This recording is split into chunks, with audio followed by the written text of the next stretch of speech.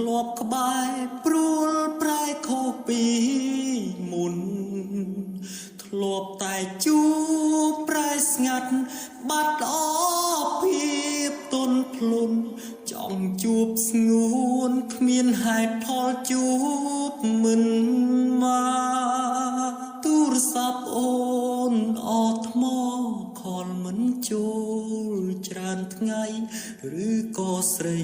អូនរវល់ណាត់អ្នកផ្សេងស្នេហ៍ដើរដល់ផ្លូវនេះបត់ស្ដាំឬបត់ឆ្វេងផ្លូវវងវែងទៅមុខក៏ទៅមិនដល់បើទូរស័ព្ទអស់ថ្មក៏អាចសាកថ្មពេញអស់ចិត្តវិញគ្មានអ្វីស្រោចស្រង់វិញបានតើអស់ចិត្តឬអស់ថ្មចង់បន្ត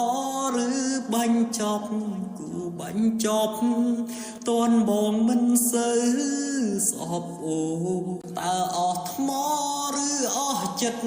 ប្រាប់ការពិតដល់បងផងមិនស្មោះត្រង់